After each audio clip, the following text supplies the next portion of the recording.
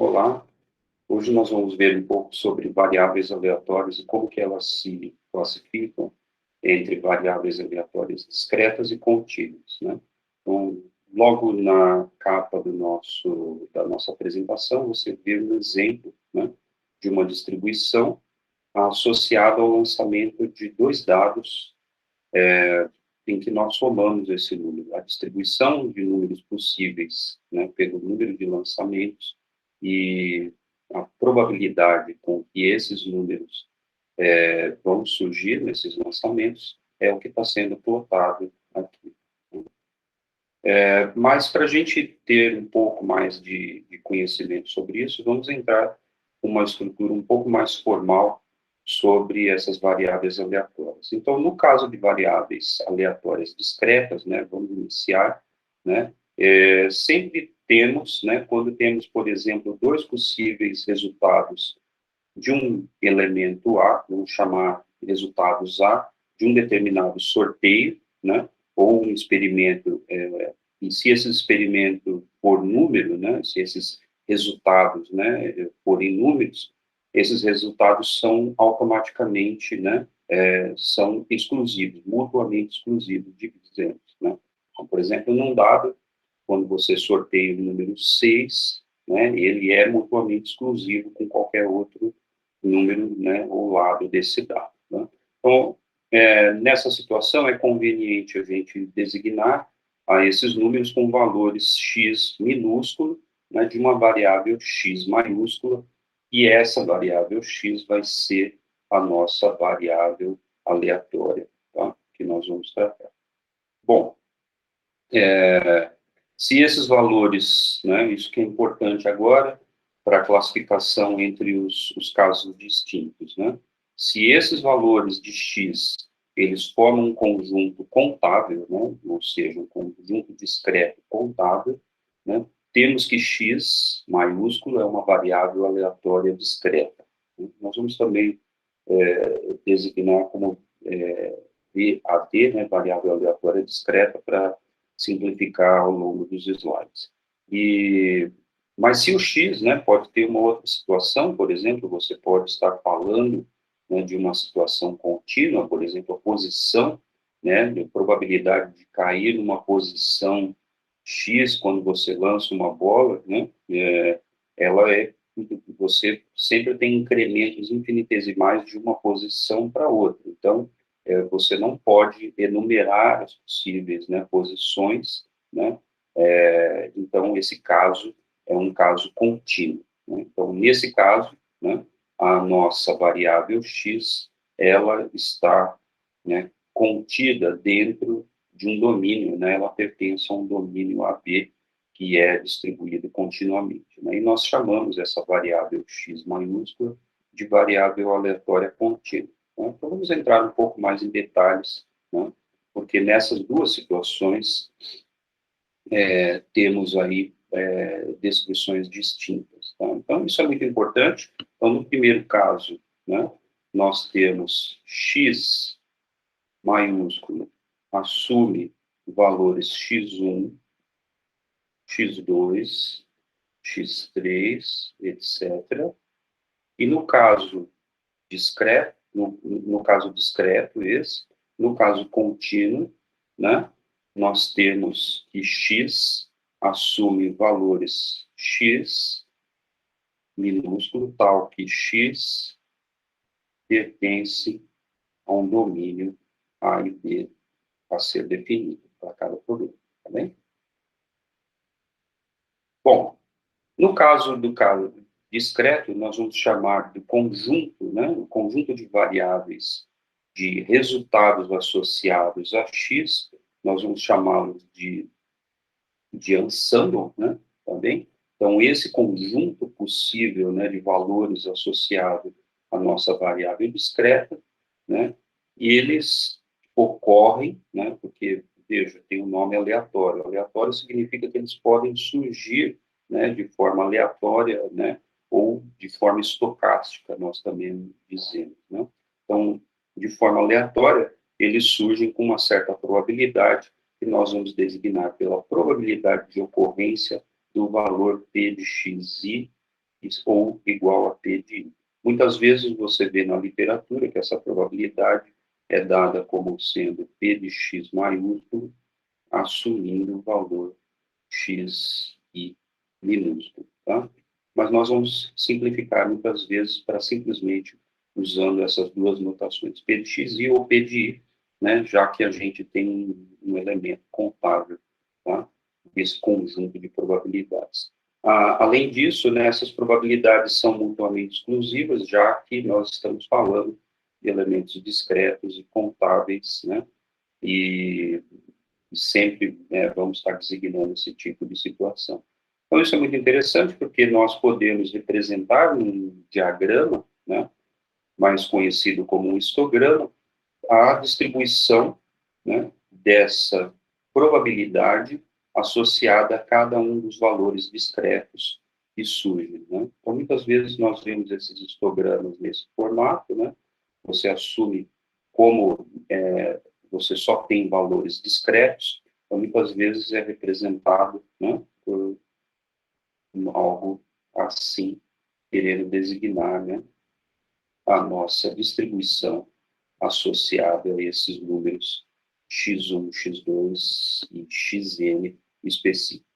Um ponto importante, né, que sempre, né, nós vimos que a probabilidade associada ao universo como um todo, né, quando você sorteia, né, um número qualquer daquele universo, ela tem que ser 1. Isso significa que a nossa probabilidade se soma a 1. Tá? No caso de variáveis contínuas, nós temos agora uma distribuição de probabilidade, uma densidade de probabilidade que, né, vai estar associada a cada elemento infinitesimal daquela possibilidade de probabilidade. Portanto, nós não temos um histograma propriamente dito, mas temos uma distribuição contínua, né, associada a essa probabilidade. Então, dentro do ensemble, né, de X, da possibilidade de variação de X, lembrando que o X ele está definido dentro de um domínio A e B, então nós temos dois elementos A e B, teremos, né, a descrição da probabilidade P de X como sendo a probabilidade de encontrar X maiúsculo entre X e X mais dx, onde dx é o incremento infinitesimal. Mas lembrando que X está contido dentro do domínio. Dessa forma, a soma, né, do conjunto completo de probabilidades é a soma de todas as probabilidades de ocorrência de qualquer elemento, né, desse contínuo x e x mais dx entre A e B, tá? No domínio A e B. Então, portanto, isso me dá o conjunto completo igual a 1. Bom, existe uma outra definição importante, né? Muitas vezes nós estamos preocupados em classificar uma distribuição de probabilidade, né, de encontrar, na verdade, por exemplo, qual é a probabilidade de encontrar x entre um valor, né, que seja menor do que x'. Por exemplo, eu vou dizer que x' é um valor aqui, por exemplo. Então, qual que é a probabilidade? A probabilidade vai estar associada, né, a qualquer, né, número que estiver nesse intervalo.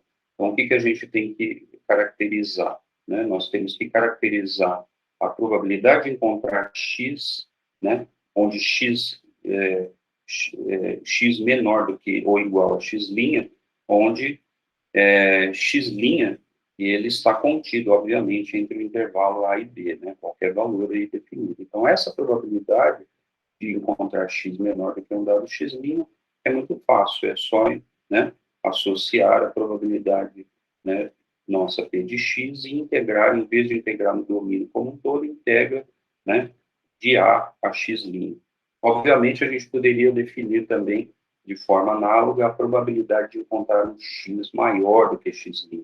Nesse caso, né, teríamos que a probabilidade de x maior ou igual a um determinado x', definido da mesma forma, no intervalo de A a B, ela é dada como sendo a integral de x' a B de P de x dx. Tá? Então, conseguimos definir dessa maneira e, obviamente, estaria associada a esse outro ramo aqui, né? Ok? De forma análoga. Bom, podemos notar, né, que nessa definição é muito fácil você definir um ordenamento dessas probabilidades. Se temos dois números, x' e x duas linhas, é fácil ver que a área coberta pela curva, né, ou seja, a probabilidade de x estar, ser menor ou igual a x' é menor do que a probabilidade, né, de P de x estar entre, né, de ser menor ou igual a x duas linhas. Tá? Então, isso é importante, né, permite um ordenamento das probabilidades. Além disso, né, dessa derivação, nós conseguimos dizer, né, observar que P de x menor do que x', ele é uma função crescente de x e que é limitada superiormente a 1, porque quando você define probabilidade de x menor ou igual a x', onde x' agora é igual a b, isso me dá a integral, né, do domínio A e B, portanto, vai me dar 1, né, como a gente já tinha definido para o conjunto completo contínuo. Tá? Então, é importante enfatizar que a primitiva, né, dessa derivada, né, ela é a própria minha densidade de probabilidade P de x, né, com o elemento dx. Tá? Um ponto importante que nós falamos, né, é sempre de uma distribuição. Né? De fato, muitas vezes você vê uma função, né, mas a gente é um pouco mais preciso aqui, porque pode ser que você tenha, né, distribuições de probabilidade que de fato não se comportam muito bem como uma função, porque tem singularidades. Entretanto, né, no nosso caso, nunca teremos situações de distribuições que sejam mais singulares do que a própria delta. Então, no máximo, nós teremos uma singularidade tipo uma delta, tá bem? Um outro ponto importante que nós vamos agora considerar, todo o resto dessa aula vai ser considerado desse ponto de vista, é que, uma vez que nós temos que uma variável discreta, aleatória, né, x, ela vai ser caracterizada como sendo x1, eu tenho uma probabilidade de ocorrência de x1, x2 ocorre com uma probabilidade de ocorrência p de x2, de fato nós podemos representar essas distribuições de probabilidade como via uma densidade de probabilidade contínua. De que forma, né? Simplesmente utilizamos uma delta, né? De Dirac, uma delta contínua, que diz para a gente que, né, delta de x menor do que x1, eu tenho a minha probabilidade discreta, veja só, a minha probabilidade P de I, ela soma sobre todos os i's. Entretanto, a minha probabilidade discreta e contínua aqui, a minha delta contínua, ela me diz que toda vez que x for diferente de xi, né, o que significa isso? Delta de x menos xi é igual a zero para x diferente de xi e igual a 1 se x igual a xi. Tá? Então, portanto, nós temos essa, né, de forma perfeita, a gente converte uma variável discreta para uma variável contínua. Isso significa que daqui para frente, né, nós vamos voltar, né, durante o curso, vamos falar bastante sobre variáveis discretas e depois nós vamos falar sobre variáveis contínuas por conta da definição de informação ser um pouco mais, ter detalhes específicos no caso que falamos de variáveis contínuas. Mas, pelo menos aqui para o tratamento, né, do resto da aula, nós vamos considerar tudo como variáveis contínuas. Né? Então, olha só, tem uma definição importante que surge, né, não uma, mas várias, na verdade, né, embutidas na mesmo tipo. Nós dizemos que o valor médio, o valor esperado de uma dada variável aleatória x maiúsculo, né, ela é dada como sendo a integração de todos os possíveis valores, né, multiplicado pela densidade de probabilidade, né, dentro do próprio domínio definido. Então, isso vai me dar o valor médio dessa variável x, e isso é importante, né, porque nós temos, por exemplo, né, a caracterização de qual que é a média, né, de todos os valores possíveis, tá? A mesma coisa válida para o caso discreto, a única coisa que você tem que lembrar é a substituição aqui da variável na distribuição densidade e probabilidade contínua da nossa representação em termos de variáveis contínuas para as variáveis discretas, tá? Então, faça isso como um exemplo, como exercício. Se isso é válido, a mesma coisa vai ser válido para qualquer função de x, né? Nós podemos tomar essas funções f de x dentro da integração com a minha probabilidade p de x e obtemos, né, aqui é p de x minúsculo, né, obviamente, dentro da nossa notação, isso me dá a média daquela função, né, independentemente da forma dela. Tá? Nós definimos algumas dessas funções, né, são chamados, um nome preciso, que são momentos, né, de x. Momento significa que eu pego uma potência de x, uma potência r de x, eu vou denominar aqui por n de x a r, tá? Então, tipicamente, nós temos o segundo momento, o primeiro momento, terceiro, quarto, quinto, nós vamos ver o que isso significa dentro de uma distribuição contínua, tá? Então, como que é calculado isso? Da mesma maneira que nós calculamos tanto a média de x, né, como a média de f de x. Basta embutir a potência r dessa nossa variável x e integrar, né, com a nossa densidade de probabilidade. Tá? Então, nós dizemos que esse valor médio aí do momento é o momento de ordem R, x de R médio, é o momento de ordem R de x, tá? Ou Résimo momento de x, tá? No caso de variáveis discretas, né, só para enfatizar, nós temos, lembra aquele conjunto contábil, né, de elementos, quando você caracteriza esse número, n elevado a r, você soma a probabilidade P de 0, P de 1, P de 2, P de 3, até P infinito, ou até onde você tiver o limite superior, multiplicado pelo próprio n elevado a r. Tá? Então, nós vamos voltar bastante a essa definição no futuro. No caso, por exemplo, do momento fatorial, existe uma outra definição. O momento fatorial sempre vai ser definido com um parênteses entre aquele valor do momento, R, e simplesmente nós expressamos como fatorial, né, daquele número N. Tá? Então, N-1, N-2, até, né, o último valor que você tenha, né, que vai ser 1 e o 0 para você descrever o seu fatorial. Tipicamente, quando você multiplica, né, todos esses termos entre si, ele vai te dar uma soma desse tipo, né, caracterizada, né, por todos esses seus números, o fatorial desse valor n, multiplicado agora pela sua distribuição, pela sua probabilidade de ocorrência de cada valor n, né, somado sobre todos os n's. Existe uma outra definição que são chamados momentos centrais, são aqueles que nós deslocamos com o valor médio. Então, preste atenção, ele é definido com relação ao número n, né? Então, esse é o momento central de x menos o valor médio de x.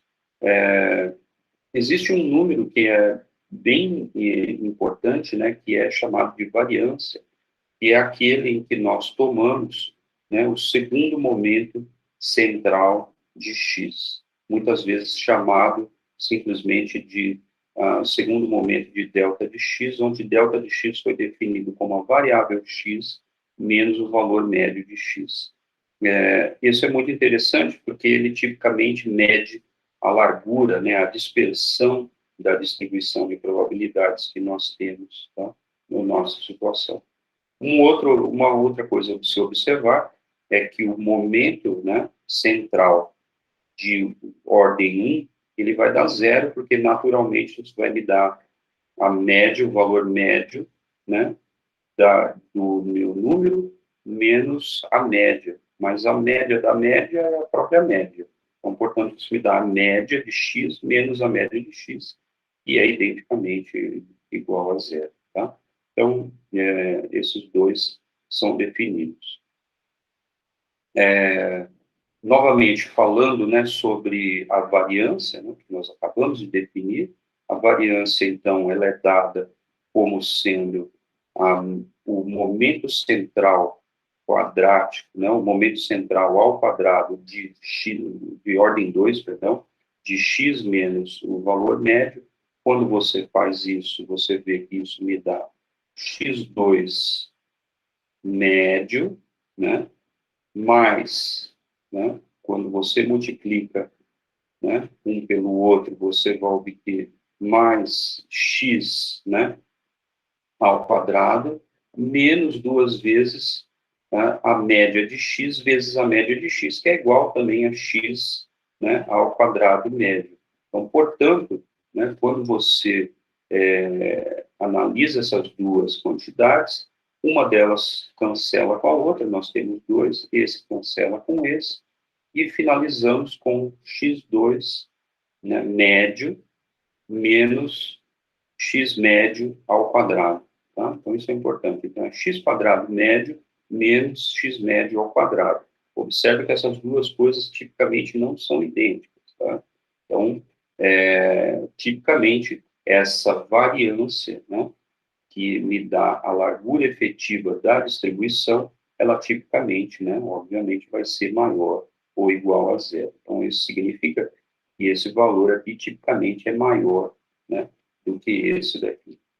A única situação, né, tá bem? Uma situação típica que aparece para a gente é a situação quando temos uma distribuição em que a variância seja nula, aquela que tem uma largura, né, significa que ela tem uma largura nula. A distribuição que vai aparecer aqui para a gente importante é a própria delta de Dirac, que é aquela delta contínua que nós definimos. Nesse caso, essa delta ela é diferente de zero só para x igual a zero, né, ela vai ser 1, e vai ser zero em todo o intervalo, né, possível. Tá bem? Só um detalhe, né, agora eu percebi que eu cometi um erro lá atrás, que delta de x é infinita, na verdade, ela é uma distribuição, quando integramos essa delta de x é que eu obtenho 1, né, então o valor, ela não é 1, né, no ponto, ela é infinita nesse ponto, tá? Então lá diverge, tá bem? Diferentemente da delta discreta. O que significa a variância, né, ser nula? Né? Isso é importante, né? Significa que a distribuição de probabilidade ela tende a ter uma largura nula e, portanto, todos os valores associados a x diferente de zero são nulos. Isso significa que nós não temos uma incerteza a respeito desse valor médio específico. Então, isso é muito importante, né? Ele te dá, né, de certa forma, uma informação a respeito de qual é a precisão que você conhece aquela sua variável. Quando você joga um dado e você tem um lançamento de um único valor, ou tem um único valor, a sua certeza é total a respeito daquele valor que você observou, né? Então, a sua incerteza, né, é nula. Então, portanto, não tem a outra probabilidade associada. Tem, né, depois de você ter lançado o dado, da sua probabilidade de ter aquele valor 1, ou 2, ou 3, é 1, é o máximo. Antes, ela vai ser igual a um sexto. Então, durante o lançamento do dado, você não sabe qual lado que aparece, mas depois você sabe, né, e isso que ocorre com a sua probabilidade, com o seu experimento, então você tem incerteza nula, e, portanto, o seu desvio padrão, né, que é dado pela raiz da sua variância, né, média, vai te dar zero. Né? Bom, existe uma outra quantidade importante, que é o nosso momento central de ordem 3, tá? Que ele é definido agora, quando você divide ele por essa quantidade aqui, que é o desvio padrão, né, sigma, que foi definido aqui atrás, mas agora elevado ao cubo, ele te dá uma informação importante também a respeito da sua distribuição. Então, primeiramente, o momento central de ordem 2, que era a variância, né, e ele te dava uma informação a respeito da largura dessa distribuição. Existe uma outra informação contida no momento de ordem 3 e no momento de ordem 4. O momento de ordem 3, ele te dá informação a respeito sobre a simetria dessa distribuição, que é chamado de obliquidade ou skewness em inglês, tá? Então, por exemplo, o que vai acontecer, né, para a situação em que α3 é igual a zero, onde α3 está definido aqui, é o nosso momento central de ordem 3 dividido pela dispersão ao cubo, tá? Isso vai te dar, quando ele for zero, nós temos uma distribuição absolutamente simétrica, é essa que está aparecendo aqui, né? Por outro lado, quando ele for maior do que zero, né, existe uma indicação de que há um acúmulo, né, dessa distribuição de densidade para a esquerda, né, do centro, né? Então, com relação a uma gaussiana, por exemplo, ele estaria à esquerda desse valor central. A gaussiana é tipicamente, né, uma distribuição, né, de modo que você vai obter, né, esse α3 igual a zero, e uma distribuição que tende a se acumular para a esquerda, né, ou seja, ela tem uma obliquidade para a esquerda, né, ela te dá o α3 maior que zero. E, obviamente, se o α3 te der menor que zero, ela tem um adensamento, né, um acúmulo da distribuição, né, valores maiores da distribuição para a direita desse valor central, medido com base na gaussiana.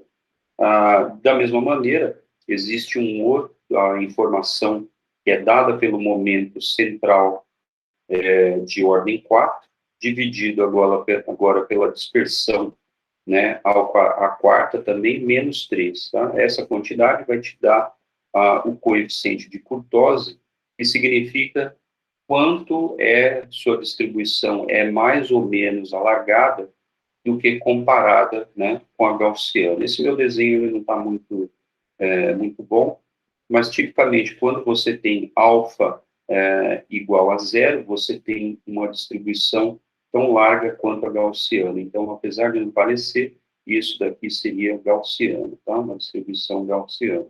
Por outro lado, quando o alfa for maior do que zero, você tem uma distribuição mais alargada do que a gaussiana, né? E quando o alfa for menor do que zero, você tem uma distribuição mais estreita do que uma gaussiana. Tá? Então, são informações importantes a respeito das nossas distribuições de probabilidade.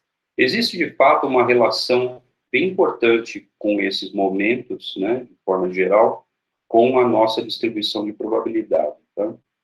Existe uma função que é importante, que é chamada função geratriz de momento. Essa função geratriz de momento é nada mais do que a média, né, da exponencial da minha variável aleatória x, tomada nos valores x minúsculo, então já estou representando ela aqui, multiplicada por um elemento psi, tá? Que vai ser um elemento contínuo para nós, tá? Definindo, onde a gente define a nossa, vai ser a variável associada à nossa função geratriz, tá? Da definição da média de uma função, nós temos que isso não é nada mais do que a integração no domínio da minha probabilidade, né, ponderado pela minha densidade de probabilidade, e daquela própria função exponencial de x, né, psi. Um outro ponto, né, é que se você tiver uma distribuição contínua, discreta, perdão, basta substituir a representação, né, da versão contínua da nossa distribuição discreta, e você deve chegar aqui, eu deixo para vocês como uma tarefa para fazerem em casa. Tá? No caso, esse valor que foi definido, n de x, né, de ordem r, é o nosso momento, né, que está definido aqui dessa maneira, tá? E eu peço para vocês, então, representarem. Tá? Então, de forma geral, quando temos variáveis discretas, tá?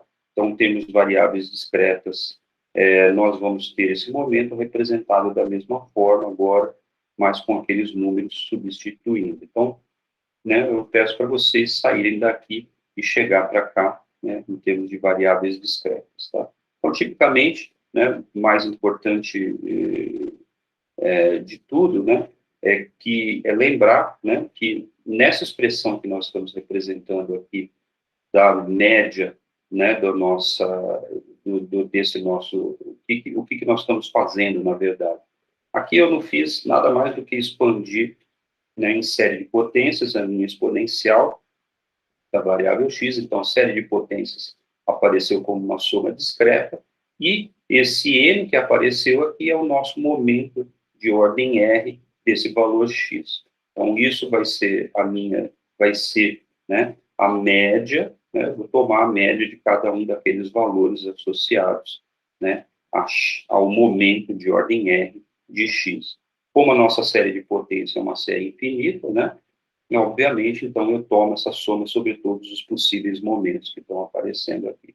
Agora, quando você representa, né, essa distribuição como sendo discreta, você também deve ser capaz, né, de sair de uma representação semelhante para chegar aqui, como eu disse, tá bom? Então, é isso que a gente tem que observar. Então, essa função geratriz de momento, ela pode ser estendida, a definição, eu só vou falar sobre isso, são os momentos fatoriais, em que você calcula o fatorial, né, desse número 1 mais xi, tá, de ordem n. Tá? Isso, para a gente, não vai ser muito relevante nesse curso, né? O que vai ser mais relevante, na verdade, né, é a função característica, para a gente completar essa definição em termos dos nossos funções geratrizes de momento, tá? A função geratriz de momento, né, ela estava definida lá atrás, mas eu acabei não mostrando, né, mas por que ela é importante? Quando você quer obter, né, um momento de ordem n, basta você derivar a sua função geratriz obtida, né, n vezes, e você obtém, né, quando aquele sua variável psi é igual a zero, você obtém justamente o valor, né, do seu momento que você está calculando. Então, a função geratriz é mais ou menos isso, só que ela tem, né, também a função característica, perdão, ela é uma função geratriz, só que com um detalhe, né, tá? Porque a função geratriz de momento, tipicamente, né, nem sempre ela pode existir para todo o valor de psi definido, tá? Quando você tem psi grandes, ela é uma função que ela tipicamente explora. Mas você pode definir uma outra função, que é a função característica, que sempre existe. O que você precisa fazer? Né? Isso, em vez de você tomar a exponencial de x vezes o seu psi, você toma a exponencial com um elemento imaginário i na frente lá. Porque isso vocês já sabem, te dá, né, uma função tipicamente oscilante na parte real e imaginária, né, e, portanto, a gente, né, ela vai sempre se manter limitada, né, nessas duas partes entre 0 e 1. Tá? Então, isso é importante. Agora, um detalhe, da nossa definição da função geratriz de momentos, basta tomar a média dessa função característica, né, quando dessa função auxiliar que entra na função característica, quando você toma a média, a cara, né, dela como um núcleo multiplicado pela nossa densidade de probabilidade, ela não é nada mais do que a transformada de Fourier da nossa distribuição de probabilidades. Tá? Isso é um ponto interessante. A função característica, além de ser uma função geratriz de momentos, né, ela é, né, a nossa... Então, como que eu obtenho um momento, por exemplo, como que eu obtenho x, né, x a n, tá? Médio. Como que eu obtenho esse momento? Isso é dado só como sendo derivada, né, de x,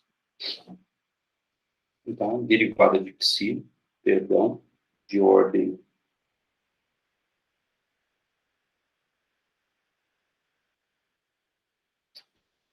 aqui, derivada de ordem n, onde agora, né, tomando nessa própria variável c de psi, tomando agora psi igual a zero no final, né, da nossa média. Então, é muito fácil obtê-lo.